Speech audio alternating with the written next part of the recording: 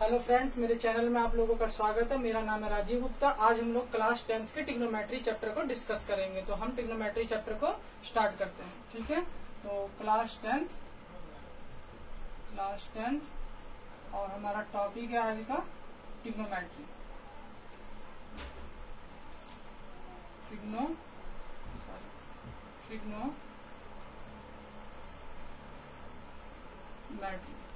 Trigonometry को discuss करने से पहले सबसे पहले हम राइट एंगल ट्रायंगल को पढ़ेंगे, क्योंकि राइट एंगल ट्रायंगल का सबसे ज्यादा यूज होता है ट्रिग्नोमेट्री में। और ट्रिग्नोमेट्री एक ऐसा चैप्टर है जिसका बोर्ड में 10 to 15 मार्क्स का वेटेज होता है। तो हम इसको सही तरीके से बिल्कुल समझेंगे और आगे भी जाके इसके बहुत यूजेज होते हैं। तो हम राइट एंगल ट्रायंगल को पहले समझते हैं। राइट एंगल ट्रायंगल जिसको हम हिंदी में कहते हैं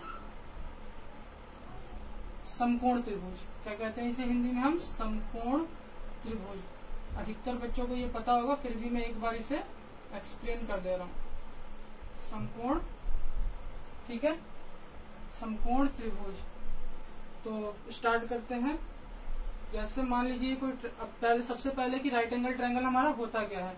तो कोई भी ऐसा ट्रायंगल जिसमें एक एंगल 90 डिग्री का होता है उसे हम क्या कहते हैं? राइट एंगल ट्रायंगल कहते हैं। जैसे मान लीजिए ये मैंने कहा, तो कोई भी ऐसा triangle, any triangle in which one angle is 90 degree known as right angle triangle.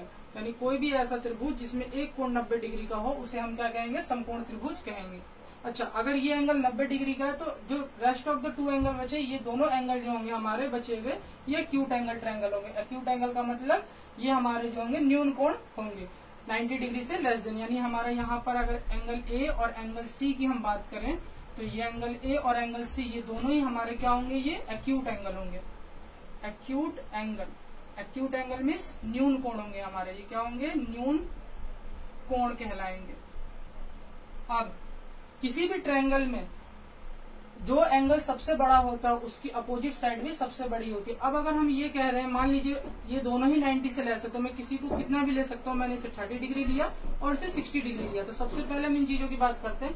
किसी भी, ये ट्रायंगल की प्रॉपर्टी होती है कि कोई भी ट्रायंगल में अगर जो एंगल सबसे बड़ा होता है उसकी अपोजिट साइड भी सबसे बड़ी होती है। अब यहाँ पे एंगल बी सबसे बड़ा है, यानी 90 डिग्री है।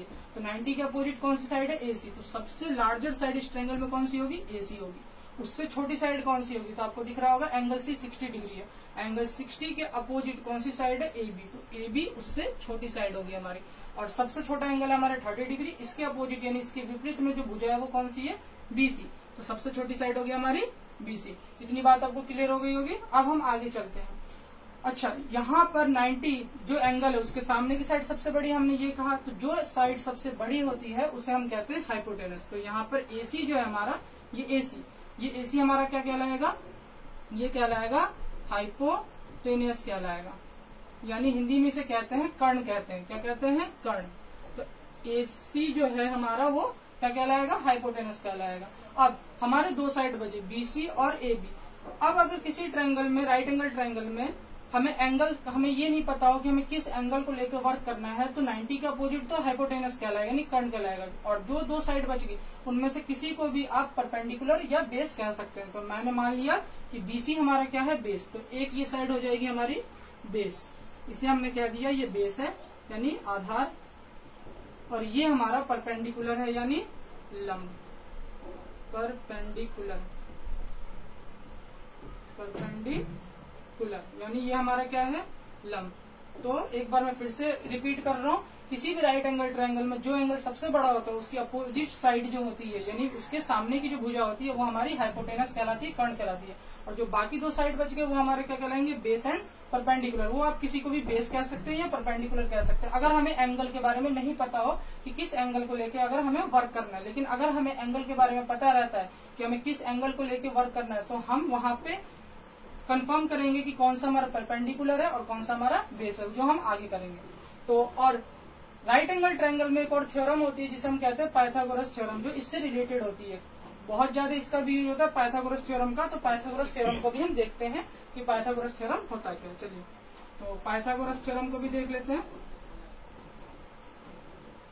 अब पाइथागोरस थ्योरम जो होती है वो सिर्फ राइट एंगल ट्रायंगल के लिए एप्लीकेबल होती है। तो पाइथागोरस थ्योरम देखते हैं। पाइथागोरस थ्योरम यानी पाइथागोरस प्रमेय। हिंदी में थ्योरम को हिंदी में क्या कहते हैं? प्रमेय कहते हैं। पाइथागोरस थ्योरम क्या होती है? जो हमारा हाइपोटेनस होता है उसका स्क्वायर यानी कर्ण का स्क्वायर वो इक्वल होता है perpendicular square plus base square के सम के इक्वल होता है, यानी लंब के स्क्वायर प्लस बेस स्क्वायर इन दोनों के सम के क्या होता है? इक्वल होता है। ये हमारा होता है पाइथागोरस थ्योरम। ये सिर्फ किसमें लगता है? ये सिर्फ लगता है राइट एंगल ट्रायंगल में। ठीक है, तो इस बात को ध्यान रखिएगा। और इस थ्योरम को जो साइड्स सेटिस्फाई करते हैं, यानी ट्रायंगल में देख रहे हैं आप 3 साइडें हैं, तो ये 3 साइड जो इस थ्योरम को सेटिस्फाई करते हैं उसे हम कहते हैं ट्रिपलेट। उन तीनों साइडों के ग्रुप को हम क्या कहेंगे? ट्रिपलेट कहेंगे। तो देखते हैं कौन कौन से होते हैं। जैसे 1-2 एग्जाम्पल ले रहा हूं मैंने। जैसे मैंने लिए 3, 4 एंड 5, 3, 4 और 5। तो अगर मैं यहाँ पे देखूं, सबसे बड़ी साइड हाइपोटेनस वो होगी कर्ण, जो सबसे बड़ी साइड होगी तो 5 है, तो 5 का स्क्वायर कितना हो गया? 25। ठीक है, परपेंडिकुलर हमने मान लिया ये है, या इसे भी कह सकते हैं, तो 4 का स्क्वायर कितना हो गया? 16 और 3 का स्क्वायर कितना हो गया? 9। तो आप देख रहे होंगे 25 इक्वल टू 16 प्लस 9 25। तो ये हमारा सेटिस्फाई कर रहा है, यानी ये तीनों साइड हमारी क्या कहलाएगी? ट्रिपलेट। और इस तरीके से आप इनफाइनाइट ट्रिपलेट पता कर सकते हैं। किस तरीके से? ये 1 के मल्टीपल है, ये 3 1 जा 3, 4 1 जा 4, 5 1 जा 5। अगर तीनों में मैं 2 से मल्टीप्लाई कर दूं तो 3 2 जा ये 6, 4 2 जा 16, 5 5 जा 25। तो ये भी ट्रिपलेट होंगे। अगर मैं तीनों में 3 से मल्टीप्लाई कर दूं, यानी सेम नंबर से अगर तीनों में मल्टीप्लाई कर दूं मैं, तो यहाँ पे देखिए 3 3 जा 9, 4 3 जा 12 और 5 3 जा 15। अब आप इस साइड को रख कर देखें 9, 12 एंड 15 को। अगर हम 9, 12 और 15 को रखेंगे तो 15 यानी 15 का वर्ग कितना होता है? 15 का वर्ग जो सबसे बड़ी साइड है वो हाइपोटेनस हो गया हमारी, तो 15 का स्क्वायर कितना हो गया? 225। 12 का स्क्वायर कितना हो जाएगा? 12 का स्क्वायर हो जाएगा 144 एंड 9 का स्क्वायर क्या हो जाएगा? 81।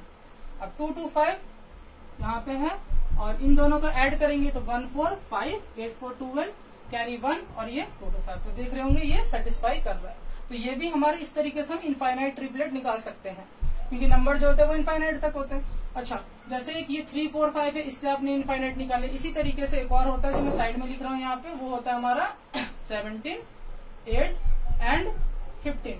17 8 एंड 15 ये एक अनदर ट्रिपलेट है। और इस तरीके से 2-3 और ट्रिपलेट या जो और ज्यादा ट्रिपलेट हो सकते हैं वो मैं आगे आपको बता दूंगा जब हम चैप्टर को स्टडी करेंगे। तो इस तरीके से आप इसमें भी इनफाइनाइट ट्रिपलेट निकाल सकते हैं। जैसे मान लीजिए कि अगर मैं यहाँ पे मल्टीप्लाई कर दूं 2 से, 17 2 जा 34, 8 2 जा 16, 15 2 जा 30। अब मैं यहाँ पे अगर इसको भी सेटिस्फाई कराने की कोशिश करूंगा तो ये भी सेटिस्फाई होगा। यहाँ पे सबसे बड़ी साइड क्या है? हाइपोटेनस, तो 34 का अगर हम स्क्वायर निकालें तो देखिए 34 को मैं यहाँ पे 34 का स्क्वायर करते तो 4 का स्क्वायर 16, 3 का स्क्वायर 9, 3 4 जा 12 और 12 2 जा 14। तो ये कितना है? 6 1 4 5 9 2 11। तो ये आया हमारा 1 1 5 6। ठीक है, अब हमारा साइड है 30, तो 30 का स्क्वायर कितना है? सबको पता है 900 होता है। 16 का स्क्वायर कितना होता है? 256 होता है। ठीक है, अब इन दोनों को ऐड करेंगे आप, तो ये यहाँ पे भी देखिए ये क्या हो रहा है हमारा? सेटिस्फाइड। तो इस तरीके से आप इनफाइनाइट ट्रिपलेट निकाल सकते हैं। इसीलिए कभी भी अगर किसी क्वेश्चन में साइड दिए हुए 3 साइड, तो एक बार उसे मिनिमाइज करके देखिए कि क्या वो ट्रिपलेट तो नहीं है। अगर वो ट्रिपलेट होता है तो आपका क्वेश्चन बहुत ही ज्यादा क्या हो जाता है? आसान हो जाता है और आपको पता चल जाता है कि ये तो राइट एंगल ट्रायंगल के साइड से। ठीक है, अब हम लोग आगे चलते हैं।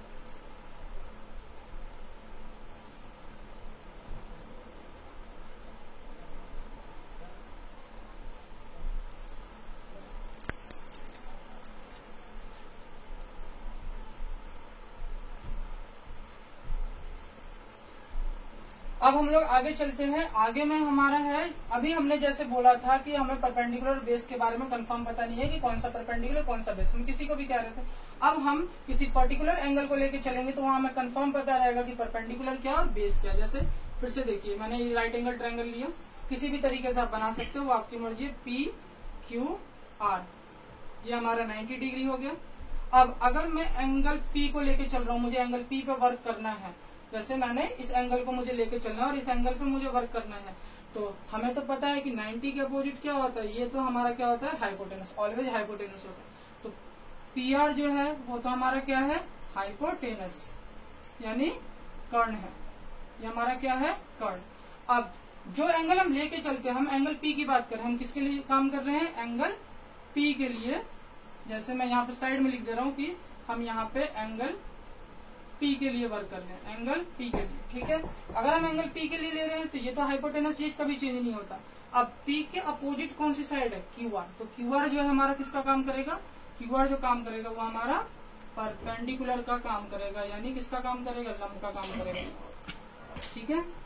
अच्छा, जो साइड बच गई, कौन सी साइड बच गई हमारी, ये साइड बच गई, यानी PQ हमारा रेस्ट रह गया। तो PQ हमारा किसका काम करेगा, PQ जो है हमारा बेस का काम करेगा, यानी आधार का काम करेगा।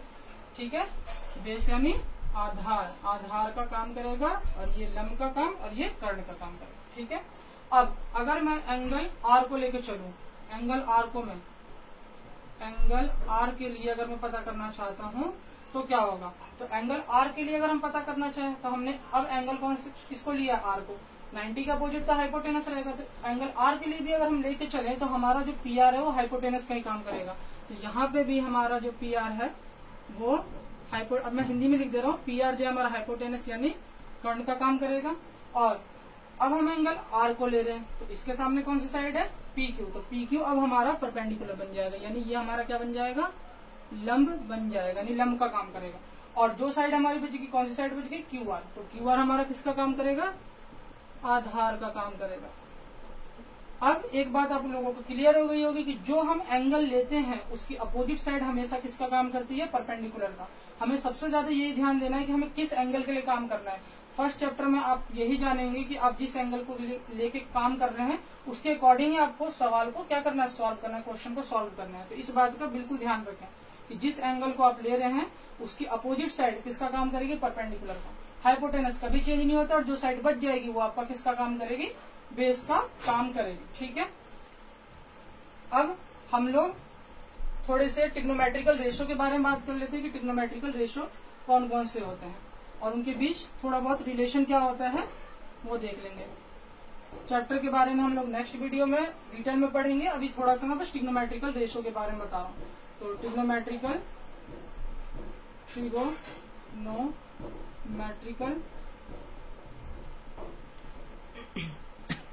रेशो यानी त्रिकोणमितीय अनुपात के बारे में हम बात करते हैं। ये हमारे कितने होते हैं, 6 होते हैं।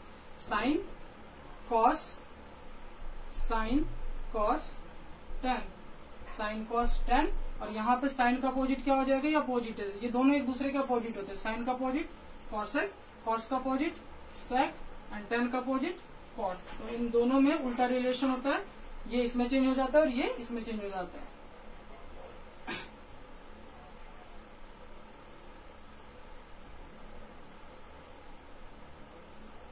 ठीक है, ये एक दूसरे के अपोजिट होते हैं।